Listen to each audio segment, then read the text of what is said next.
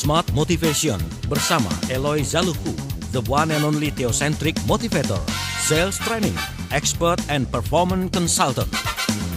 Selamat mengikuti.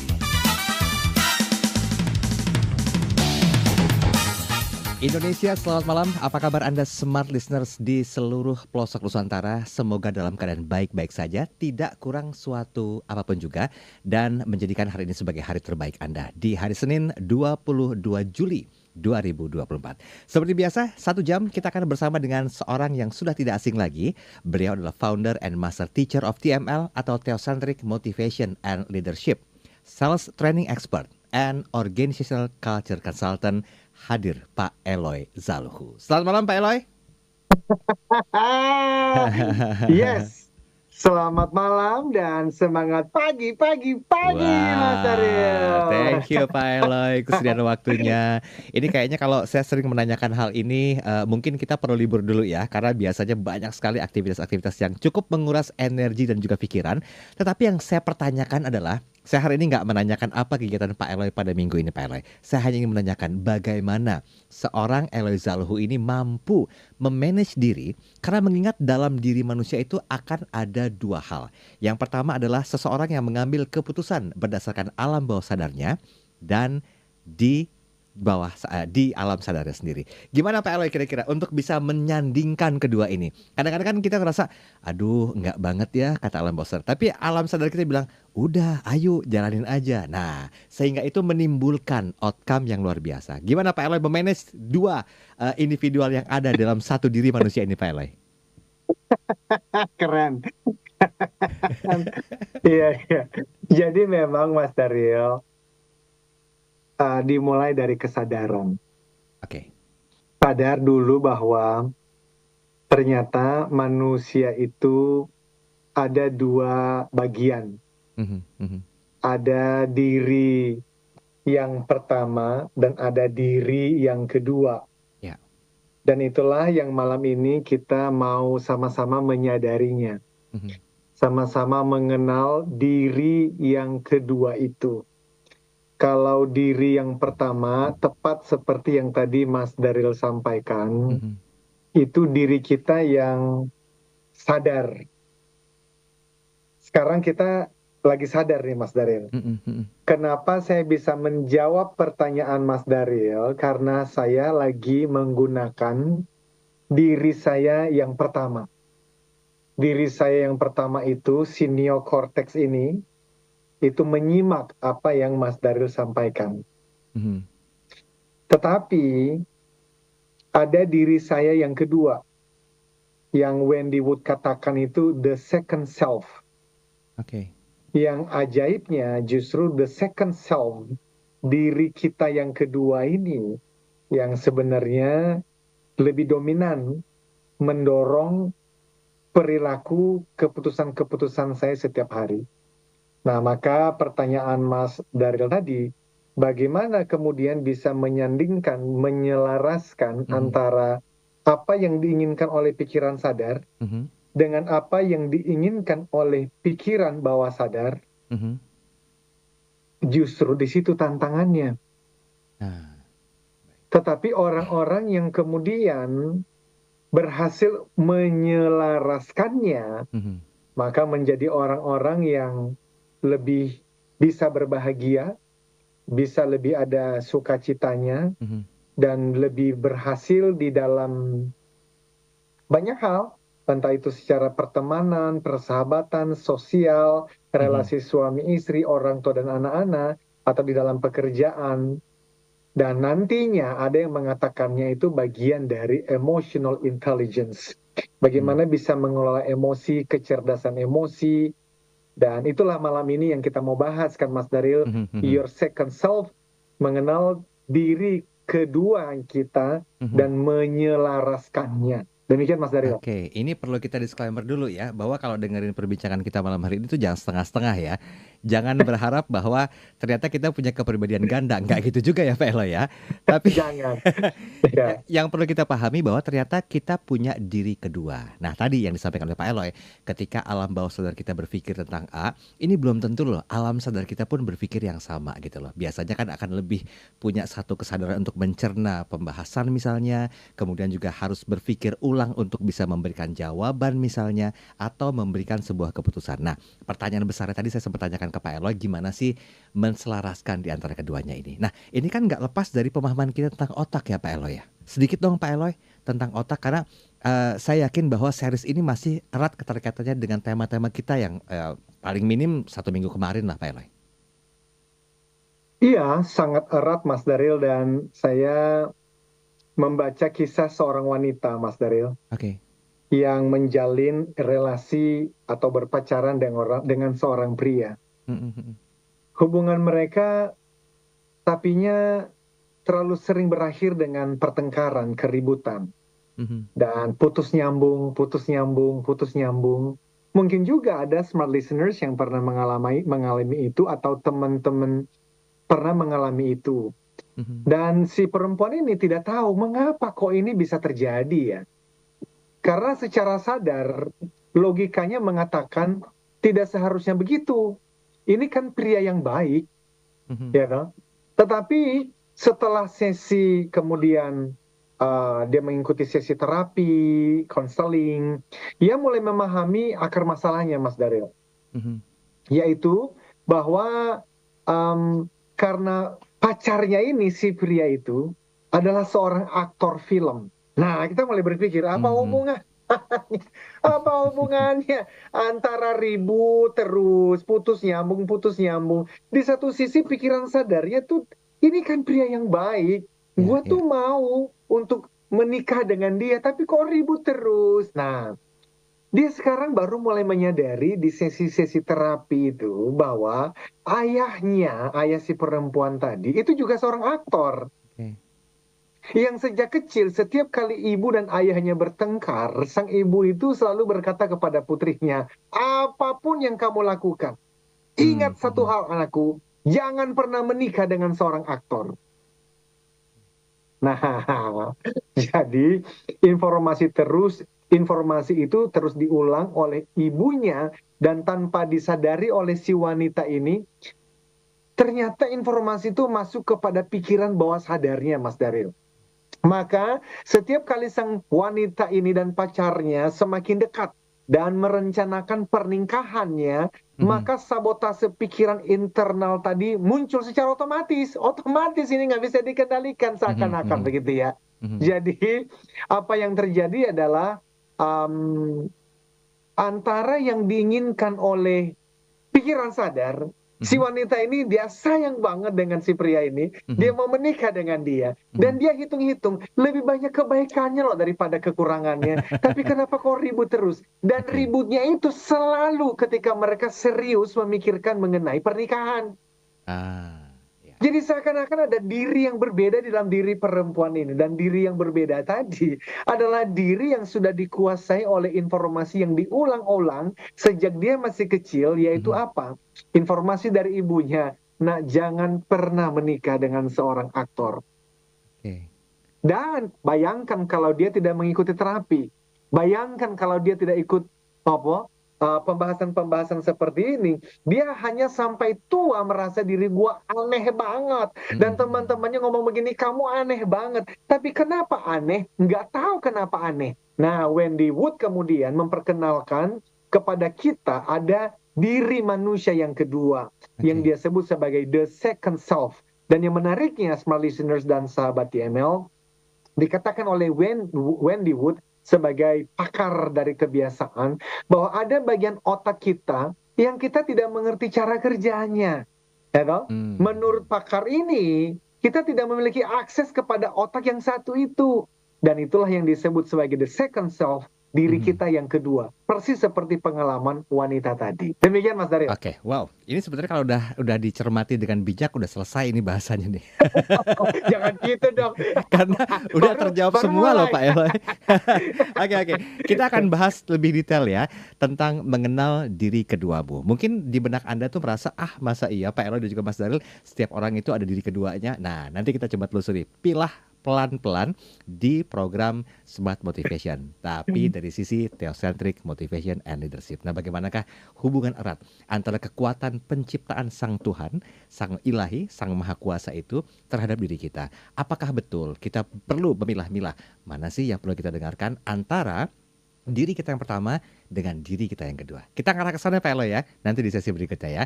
Oke, seperti biasa kami undang Anda untuk berinteraksi. Silakan di 0812 11 12 959. Jangan lupa WhatsApp sudah kami buka. Dan kami juga live audio visual di kanal YouTube Smart FM. Jadi buat Anda yang mau berinteraksi, kolom chat selama live talk show ini sudah kami buka. Jangan lupa untuk like dan juga subscribe. Kami kembali setelah komersial berikut ini. Tetap bersama kami. Apakah menjadi trainer, motivator, coach, dan konsultan merupakan impian terdalam yang ingin Anda wujudkan? Eloy Zaluku, founder and master teacher of TML, Theocentric Motivation and Leadership, kembali memberikan kesempatan kepada 25 orang terpilih menjadi Certified Theocentric Motivator Batch 7 tahun 2024. Jadilah Theocentric Motivator and Sales Trainer dengan konsep pelatihan yang menggabungkan pemahaman spiritual dengan ilmu motivasi, neuroscience, dan strategi penjualan yang tepat.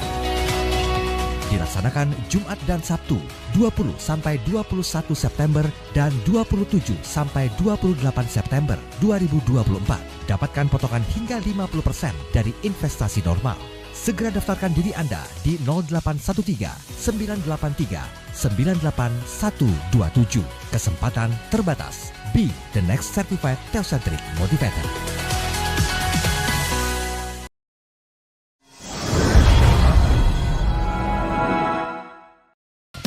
Smart Motivation bersama Eloy Zaluku.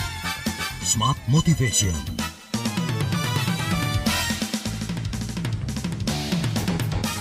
Baik, terima kasih Anda masih bersama kami dalam program Smart Motivation. Tidak ketinggalan kami hadirkan founder and master teacher of TML, Theocentric Motivation and Leadership, Sales Training Expert, and also Organizational Culture Consultant. Nah, hari ini kita akan coba mengenal diri ya. Saya bahasakan seperti itu karena ternyata sering kali nih antara pikiran alam bawah sadar kita dengan pikiran sadar kita itu berbenturan. Tidak menemukan satu bentuk penyelarasan sehingga dalam mengambil keputusan, kebijakan kadang tidak pernah selaras dan bertentangan dengan hati nurani. Pertanyaannya bagaimanakah menselaraskannya? Nah, tadi Pak Eloy Zaluku sudah jelas mengatakan ada bagian otak kita yang tidak kita mengerti cara kerjanya. Bahkan pakar kebiasaan Wendy Wood mengatakan kita nggak punya tuh akses kepada bagian otak yang satu itu.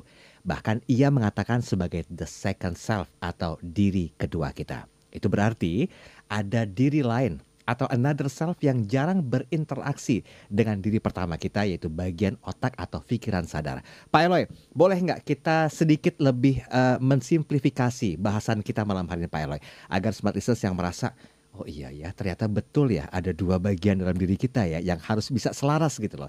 Kan sementara itu yang harus memberikan satu keputusan itu kan pikiran sadar kita Pak Eloy. Nah, gimana? Harusnya begitu. Iya, bagaimana membuat ini mudah untuk dipahami, Pak Eloy? Harusnya begitu, tetapi nyatanya tidak begitu. Iya, betul. Bahwa justru salah satu tujuan dari pembahasan ini, Mas Daryl, minimal smart listeners dan kita semua ini memahami bahwa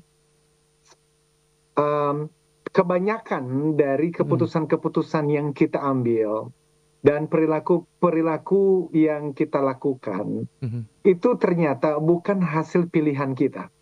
Oh gitu. Tetapi justru hasil dari kebiasaan. Kita memang merasa ini pilihan kita. Padahal sebetulnya bukan. Ini kemudian ada yang disebut ya di dalam pembahasan-pembahasan ini tuh dengan istilahnya ilusi gitu, introspection illusion namanya. Ini juga dari Wendy Wood, di mana kita itu seringkali berfokus pada apa yang kita ketahui? Yang kita ketahui adalah aku kok yang memilih, padahal sebenarnya tidak. Kita tidak menyadari bahwa banyak keputusan yang kita ambil atau perilaku dan tindakan yang kita lakukan adalah kebiasaan, bukan karena pilihan. Nah, dengan kita memahami ini, small listeners, minimal. Ketika kita ada konflik, entah itu antara suami dengan istri, entah itu antara orang tua dengan anak, atau rekan kerja, rekan bisnis, kita itu menjadi lebih sabar.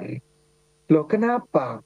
Karena kita sekarang sudah punya sebuah pemahaman bahwa pasangan saya ini melakukan hal yang dia tahu harusnya bahwa saya sangat membenci apa yang dia katakan dan dia lakukan itu. Tapi kenapa kok dia kembali menyakiti saya? Nah, dengan memahami the second self, kita itu menjadi lebih sabar bahwa dia tuh tidak sadar dia melakukan itu loh. Maka musuh kita bukanlah istri dan bukan suami kita. Bukan itu musuhnya. Musuh kita kemudian bukan rekan kerja, atasan, anggota tim kita, bukan. Musuh kita bersama itu adalah the second self ini. Apa itu? Kebiasaan yang otak sadar pasangan kita nggak punya akses pada tindakan, keputusan, dan perilakunya tadi. Nah, dengan demikian kita akan lebih sabar, dan di dalam kesabaran ini justru kita bisa mengintegrasikan, menyelaraskan antara si diri kita yang pertama dengan diri kita yang kedua. Di dalam kesabaran itu, mindfulness akan mulai terasa. Memang para ahli kemudian memberikan salah satu cara untuk mengintegrasikan, menyambungkan antara pikiran sadar dan tidak sadar tadi adalah dengan mindfulness, dengan ketenangan batiniah kita. Dan itu hanya terjadi justru dimulai dengan apa? Ya mesti belajar sabar. Dari mana datangnya kesabaran? Dari kesadaran bahwa ada the second self.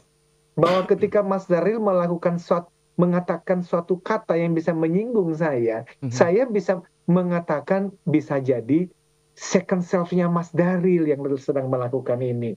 Bukan Mas Daril yang dirinya Mas Daril yang secara sadar. Kan kita bisa menjadi lebih sabar Mas Daril kalau kita tahu dia nggak sadar. Kalau dia sadar nggak mungkin kok dia melakukan itu.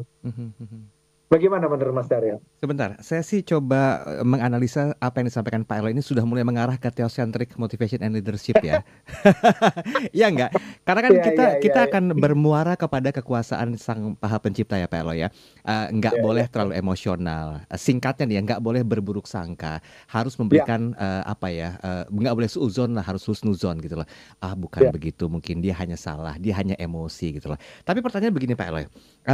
Bagaimana caranya kita dengan bijak dan paham secara dewasa bahwa apa yang dilakukan itu ya memanglah bukan sesadarnya dia Pak Eloy, tetapi itu mungkin bagian dari alam bawah sadarnya dia, karena kita nggak pernah tahu sisi emosionalnya dia itu sedang terganggu atau tidak, apakah ada permasalahan lain yang membuat dia itu berpikir atau mengatakan seperti itu. Nah ini secara manusia bagaimana bisa menganalisa hal tersebut Pak Eloy? Ya kita lihat saja dari hasil research 88 sampai 95% menurut para ahli neuroscience dan termasuk ahli psikologi si Wendy Wu tadi. 88 sampai 95% yang dilakukan oleh manusia itu ya dari kebiasaan. Jadi artinya apa? Artinya secara umum kalau ada hal-hal yang buruk dilakukan oleh seseorang, ya dia nggak sadar. Demikian juga dengan saya. Maka di dalam sebuah tim itu biasanya saya mengusulkan ketika memberikan training atau juga di rumah dan di tim saya sendiri saya mengatakan begini, mari kita membangun namanya trust, saling percaya. Itu dulu deh. Bahwa saya tidak akan menyakitimu secara sadar. I will not do that. Dan saya percaya kamu juga tidak akan menyakiti saya secara sadar, entah dengan kata-kata, dengan tindakan perbuatanmu. But saya bisa ternyata tanpa sadar mengatakan sesuatu yang menyakitimu. Dan karena itu, when that happen, ketika itu terjadi, tolong jangan buru-buru kalau dia seorang anggota tim, lalu buru-buru kamu mengirimkan SMS atau memberikan surat pengunduran diri. Don't. Terus gimana? Mari kita komunikasikan, karena apa yang menyinggungmu itu, aku bisa janji, saya tidak melakukannya karena sengaja. Tetapi saya punya pengalaman-pengalaman masa lalu yang tanpa sadar itu bisa keluar. So let's talk.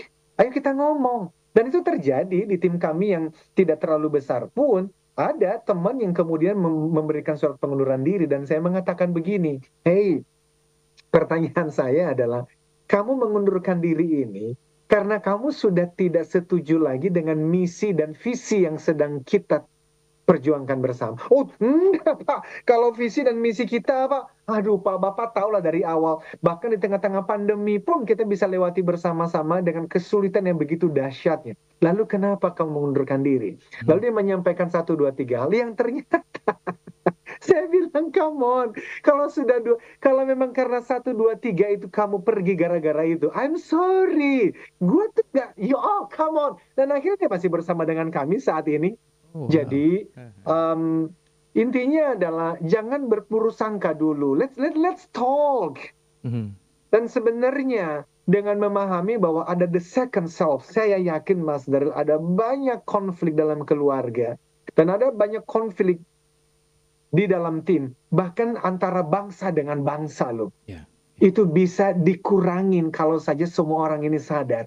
Ada the second self, dan 90% dari apa yang dilakukan oleh orang itu dia kagak sadar. Oke. Ini lama-lama akan mengkerucut juga sih ke pertanyaan inti nih Pak Eloy. Gimana caranya untuk bisa menselaraskan hal itu? Ya. Saya tadi itu mendengarkan video dari Bruce Lipton PhD. Walaupun saya tidak terlalu menerima semua yang beliau ajarkan ya Mas Daryl, karena Mas Daryl kan pasti mengerti saya ini datangnya dari pemahaman Tuhan itu ada. Bruce Lipton ini nggak percaya bahwa Tuhan itu ada dan Tuhan itu harus disembah. Dia murni lah. Menurut saya bisa jadi sebagai seorang ateis, tetapi pemahamannya mengenai cara kerja otak itu dahsyat luar biasa. Jadi dia memang berbicara mengenai gelombang otak theta, dan dia mengatakan mengenai pengulangan. Salah satu yang dia bilang, kalau kamu adalah seseorang yang selalu sedih, selalu takut, maka buatlah satu kalimat afirmasi, aku baik-baik saja, aku bahagia, aku pasti bisa. Diulang, dan dia kemudian mengarahkan, ulanglah kata-kata afirmasi itu tepat sebelum jatuh tertidur pulas.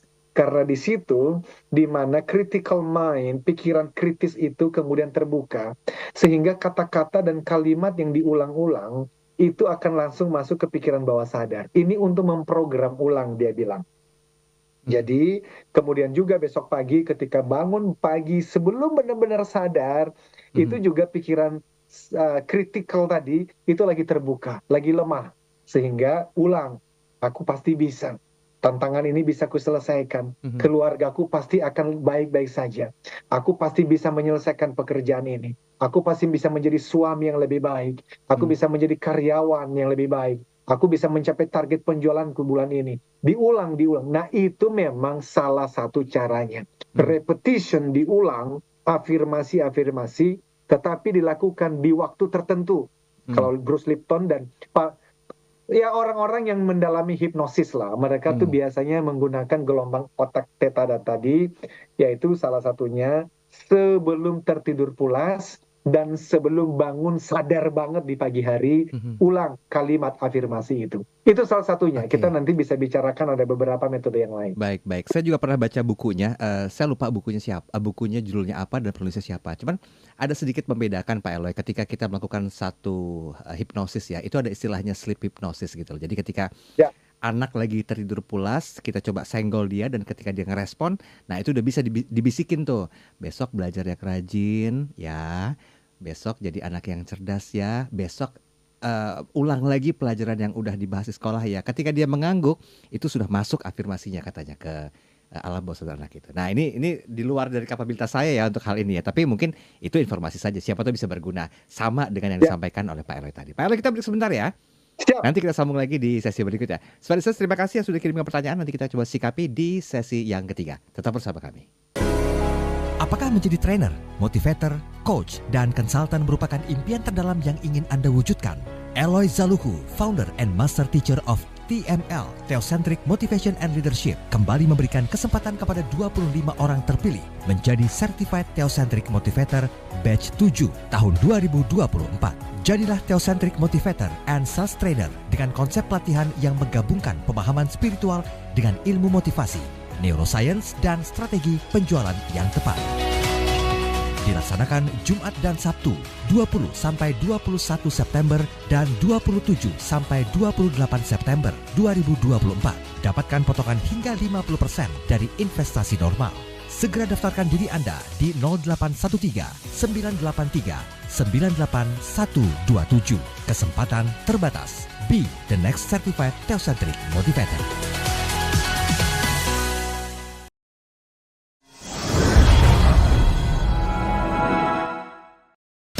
Smart Motivation bersama Eloy Zaluhu. Smart Motivation.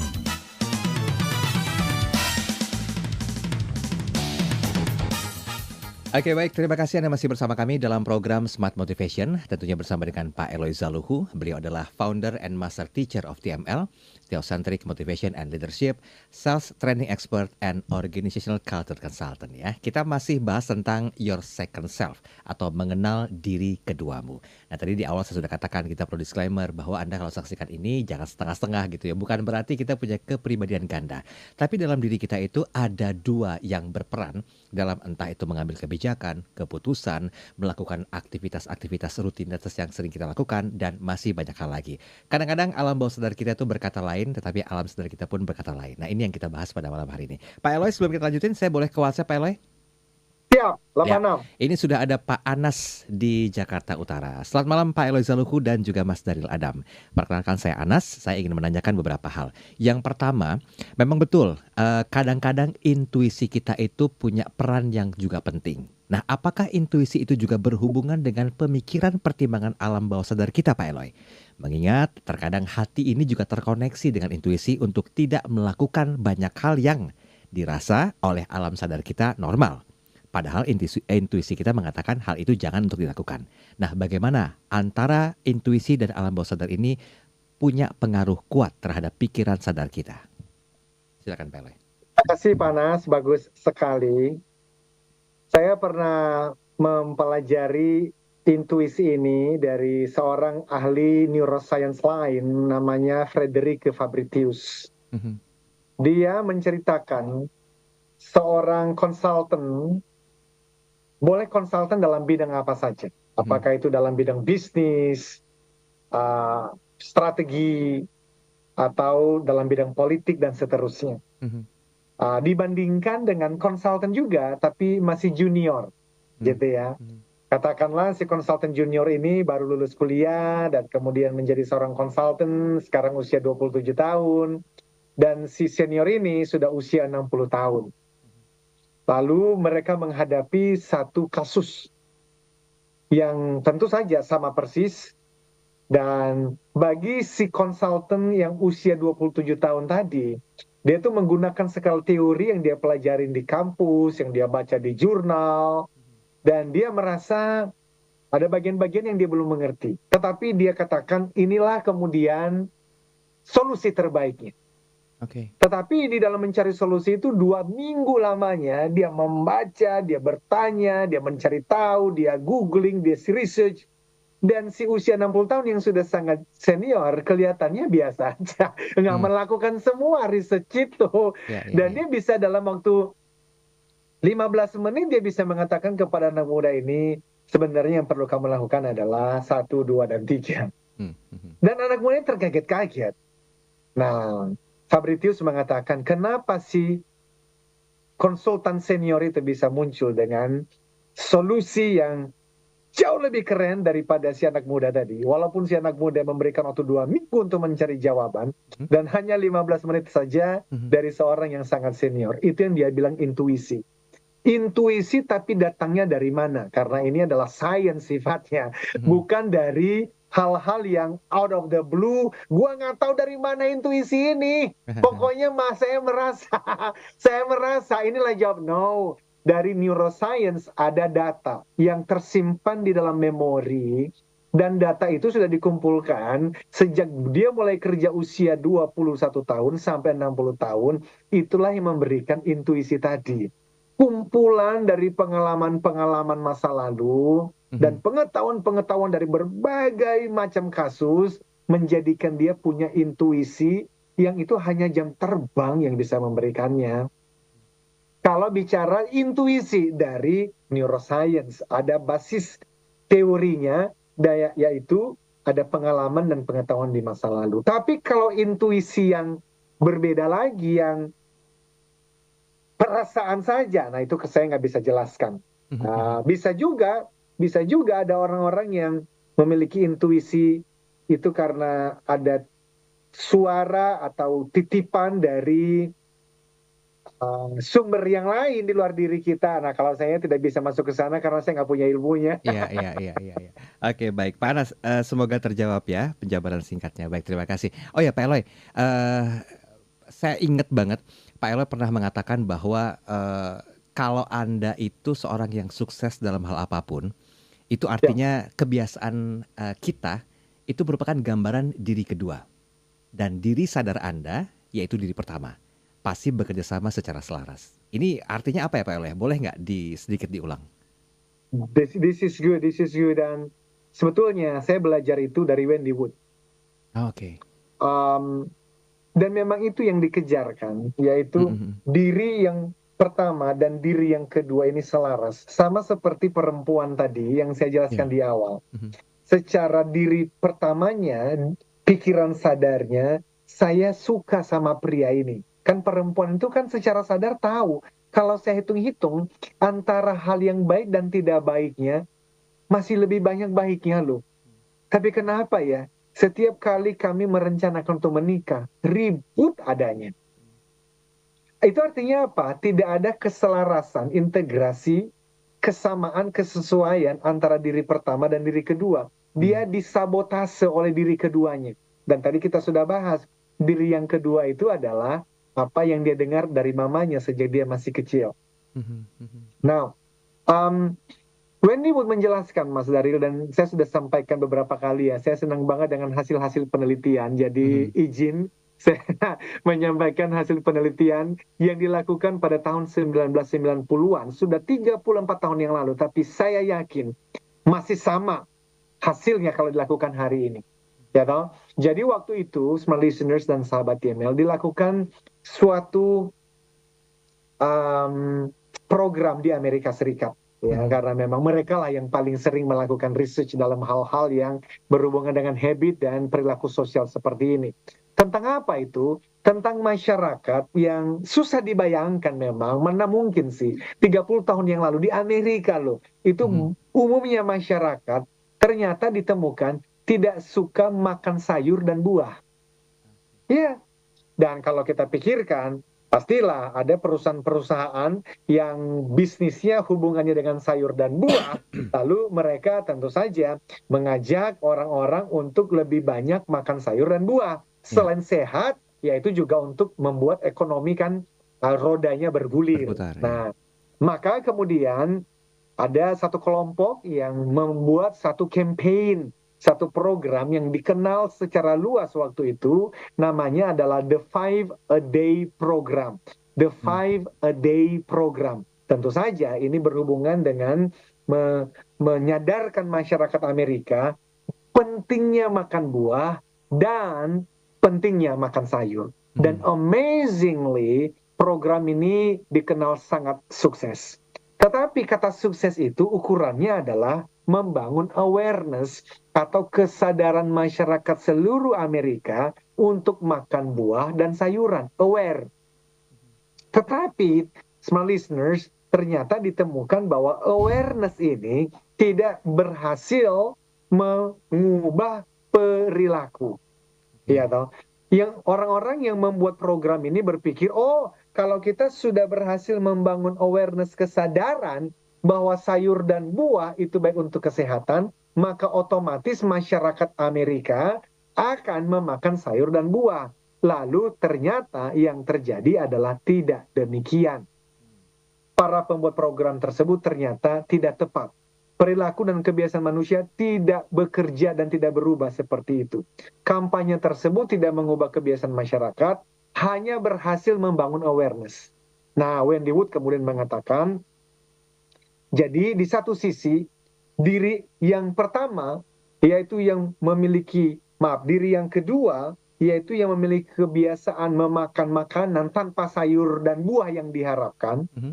Lalu kemudian diintervensi, diberikan kesadaran, dan ternyata tidak selaras. Nah, jadi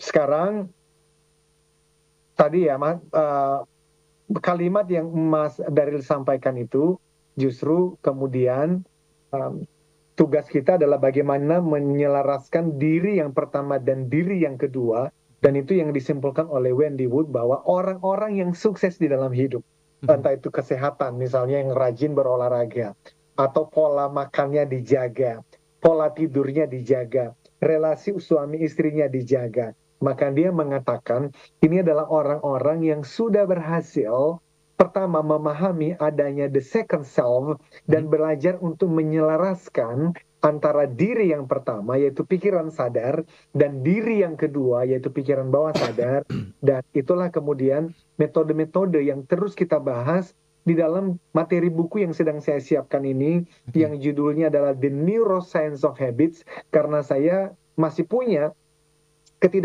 ketidakselarasan antara diriku yang pertama dengan diriku yang kedua, dan mudah-mudahan di dalam kita terus membahas ini bisa menjadi manfaat bagi yang mendengar dan nanti yang akan membaca buku itu. Demikian Mas Daryl. Baik, kita perlu selaraskan waktu juga ya Pak Elo ya, karena harus break dulu nih.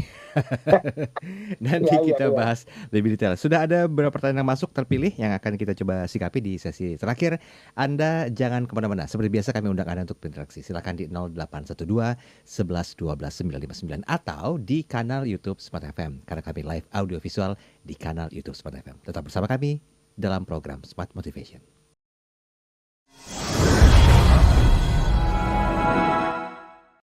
Smart Motivation bersama Eloy Zaluku. Smart Motivation.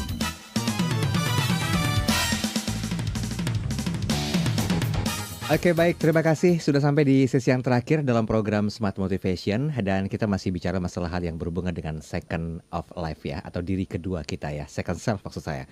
Bersama dengan Pak Eloy Zaluku, seorang founder and master teacher of TML atau Theocentric Motivation and Leadership, Sales Training Expert and Organizational Culture Consultant.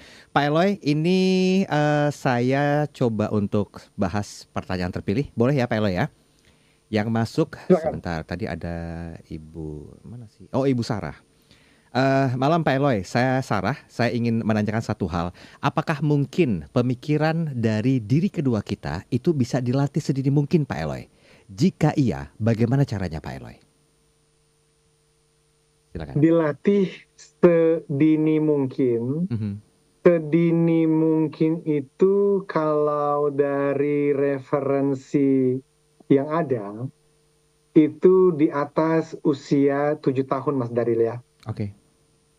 Karena usia 0 sampai 7 tahun itu posisinya masih belum ya, critical mind-nya itu belum aktif. Okay. Tadi saya sempat mention orang bernama Bruce Lipton itu. Dia pernah menjelaskan menggunakan ilustrasi perumpamaan analogi komputer. Kalau smart listeners membeli komputer baru, lalu menjalankannya, maka sistem operasi internal akan mempersiapkan komputer itu untuk bekerja. Namun kalau tidak ada program di dalamnya, maka komputer tersebut tidak dapat berbuat apa-apa, nggak bisa digunakan untuk apa-apa. Itu sama halnya dengan anak usia 0 sampai 7 tahun. Ketika otak berkembang, ia mempunyai sistem operasi tetapi tidak ada program di dalamnya. Jadi Tuhan menciptakan 7 tahun pertama kehidupan kita untuk mengunduh, mendownload perilaku dengan mengamati orang-orang di sekitar kita. Termasuk film yang ditonton. Makanya kita sering mendengar be very careful dengan tontonan anak-anak usia 0 sampai 7 tahun karena dia belum bisa membedakan mana yang real dan mana yang imajinasi. Sama, pikiran bawah sadar kita juga begitu. Nggak bisa membedakan mana yang real dan mana yang imajinasi.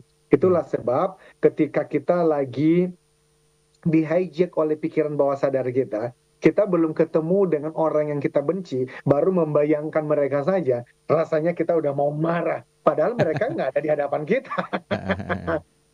Nah, jadi pertanyaannya kalau seusia kapan? Ya bisa, tetapi setelah usia 7 tahun. Itu dari informasi yang ada. Nah, tinggal pertanyaannya adalah bagaimana melatihnya. Tadi saya sudah sampaikan salah satu yang diusulkan adalah mengulang. Bikin satu afirmasi, dan afirmasi ini kalau ditarik, itu nanti ada hubungannya dengan membangun identitas. Jadi saya di dalam menjelaskan tentang kebiasaan, saya selalu menggunakan kalimat yang sama ini, yaitu apa?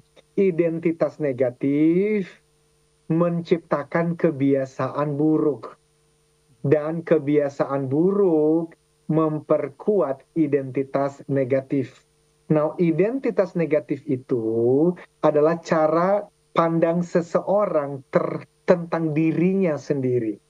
Jadi pertanyaannya sekarang, diri kita yang mana yang lagi mau diperbaiki antara hari ini dengan sampai pekan depan kita ketemu lagi?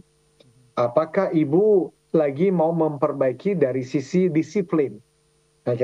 Atau anak kita mau dibantu untuk lebih disiplin? Maka fokus dulu untuk memperbaiki disiplin itu dengan cara apa? Ibu menyatakan kepada diri bahwa aku adalah Sandra atau Sarah, tadi namanya mohon maaf, itu orang yang disiplin. Aku adalah orang yang disiplin. Jadi mengulang seperti yang dikatakan oleh Bruce Lipton, tapi kaitkan itu dengan identitas ibu bahwa saya seorang yang disiplin. Ya, kemudian bayangkan, nah ini udah masuk ke NLP dan yang lain-lainnya nih. Bayangkan diri yang namanya Ibu Sandra yang disiplin itu seperti apa sih? Karena di dalam NLP ini, dan ini ada jagoannya di sini kan ya, Pak Hindran Tarnata Nikolai, beliau adalah guru saya dari NLP, yang intinya begini, if you can see it in your mind, you can do it. Pertanyaannya adalah, apakah Ibu Sandra, kalau memejamkan mata, bisa membayangkan diri Ibu Sandra yang disiplin itu ketika berada di kantor seperti apa? Ketika lagi berbicara dengan rekan kerja, Sandra yang disiplin itu seperti apa sih gerakannya, intonasi suaranya. Nah, itu masih dilatih. Dilatih di dalam pikiran sadar kita. Yang lama-lama masuk kepada pikiran bawah sadar, maka nanti apa yang dialami oleh Muhammad Ali ketika kemudian bertinju. Sebelum dia berhasil merobohkan lawannya di atas ring tinju, kan dia sudah latih dulu. Di mana itu? Dia bisa membayangkan bahwa lawannya akan KO-kan di ronde 1, 2, dan 3. Jadi sebetulnya ketika dia ada di ring, dia hanya mengulang apa yang sudah dia ulang-ulang di mana? Awalnya di pikiran sadar, tapi kemudian karena diulang ada di pikiran bawah sadar, maka ketika dia ada di atas ring, dia hanya mengulang apa yang sudah dia ulang-ulang itu. So, itu salah satu cara. Cara yang lain dari Jordan Peterson, seorang psikolog yang sangat terkenal dan sekarang saya kira salah satu orang sangat terkenal di dunia. Dia mengatakan begini, bisakah Anda mengobservasi diri Anda sendiri, katanya. Jadi ketika saya mengangkat tangan ini, apakah saya bisa melakukannya dengan sadar sekali bahwa, oh, saya lagi mengangkat tangan.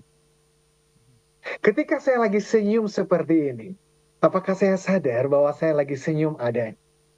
Dan kalau Ibu Sandra dan Smart Listeners bisa melatih itu tiap hari, misalnya lagi driving ke kantor, atau lagi naik motor pulang ke rumah, secara sadar ingatkan untuk smile sendirian, smile sambil menyetir, sambil lari, bahkan sambil tiduran sebelum bobo itu.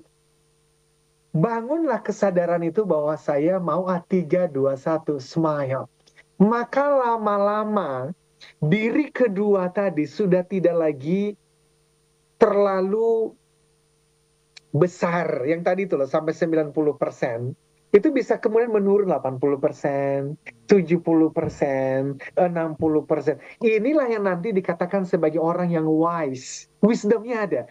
Orang yang wisdom itu apa sih? Orang yang mengatakan suatu kalimat dan melakukan suatu tindakan itu karena dia aware, dia sadar sekali. Dia tidak lagi digerakin oleh hal-hal yang tidak dia sadari. Kalaupun ternyata enggak kok, dia itu melakukannya tanpa sadar. Betul, saat ini. Tapi dulu ketika dia melatih yang sekarang dikatakan tidak sadar, dia melakukannya di level sadar. Itulah yang tadi Wendy Wood katakan. Orang yang sangat sukses termasuk wise wisdom adalah orang-orang yang sudah menyelaraskan antara diri yang pertama sadar dengan diri yang kedua tidak sadar, dan itu bisa dimulai dengan hal yang sangat sederhana. Aku mau senyum, oh cara dudukku nih kayaknya lagi negatif nih, aku mau duduk dengan semangat. Aware. Dan kalau kita bicara mindfulness, itu nanti masuknya apa? Ketika Anda lagi berjalan, sadarlah bahwa Anda sedang berjalan. Ketika Anda sedang makan nasi, lagi makan nasi nih, sadarlah bahwa makan nasi sedang masuk ke dalam mulut saya. Itu awareness, dan aku pun lagi belajar. Ketika nanti suatu harinya tiba, saya mau ada satu retreat untuk para leader. Ini berbicara mengenai mindfulness, bukan mindfulness gayanya yang saya pernah mengatakan New Age movement yang pusatnya adalah pada diri sendiri, tetapi retreat untuk para leader yang pusatnya adalah Tuhan sesuai dengan agama keyakinan masing-masing. Tetapi saya mau menyampaikan diri yang kedua kita ini loh, the second self itu loh, untuk kemudian kita bisa sama-sama lebih banyak aware-nya, lebih mindful, sehingga waktu kita mengambil tindakan, waktu kita mengambil keputusan, waktu kita berbuat, itu lebih banyak sadarnya daripada di-hijack oleh pikiran bawah sadar kita. Demikian Mas Daryl. Oke, Pak Eloy sebelum ambil konklusi, boleh senyum dulu, saya mau lihat senyumnya. And by the way bro, ini benar ini. Ini yang senyum ini bukan diri gue yang sebenarnya dulu. Benar. Di dalam 1 menit ya, udah mau tutup kan? Udah mau tutup nih, 1 menit. Ya. Di dalam buku perjalanan hidup saya yang dituliskan oleh Mbak Albertine Endah, ada satu kisah di mana saya ingat sekali dulu waktu masih kuliah di Melbourne, itu saya lagi makan di Box Hill bersama dengan teman saya namanya Chandra. Chandra itu adalah anak Lampung, bukan anak Lampung lah, sekarang udah besar udah. Tapi maksudnya itu teman baik saya orang Lampung. Kalau ada yang mendengarkan kita dari Lampung, di Lampung itu ada department store gede namanya Chandra Superstore. Nah bapaknya yang punya itu dan dia anak pertama, namanya dijadikan Chandra Superstore. Jadi begini, kami lagi makan sekitar jam 8 malam di sebuah tempat makan lah di Box Hill waktu itu. Lalu ada Chandra, ada saya, ada satu teman lagi sama-sama orang Indonesia, tapi itu kami satu kampus, tapi saya tidak dekat. Selama makan itu, saya tidak banyak ngobrol dengan teman saya ini. Lalu ketika kami pulang, naik mobil si Chandra ini, dia nanya ke saya, kenapa tadi selama kita makan, kamu diam saja dan tidak ada senyumnya? Lalu saya ngomong begini, ngomong apa dan senyum apa bro? Nggak ada apa-apa yang gue perlu bicarakan dengan dia. Lalu Chandra mengajarkan saya begini, bro, kamu nggak pernah tahu loh, kapan suatu hari dalam hidup lo, kamu membutuhkan bantuan orang yang barusan tadi ketemu dengan kamu. Kenapa tidak belajar untuk senyum dan belajar untuk mengatakan hal-hal yang baik? Singkatnya seperti itulah. Jadi maksud saya begini, dirinya Eloy yang banyak senyum seperti ini dilatih, Mas. Dilatih. Dan salah satunya adalah karena saya memang membangun identitas saya adalah Eloy yang banyak senyum. Dalam kondisi apapun, saya paksakan diri saya untuk tersenyum. Dan itu termasuk membangunkan namanya dopamin. Dan itu membuat kita jadi lebih awet muda. Demikian Mas Daryl. 3, 2, 1, smile. Oke, saya Daryl Adam. Saya Eloy Zalukhu. We inspire people, develop leaders, and transform organizational culture. Sampai jumpa.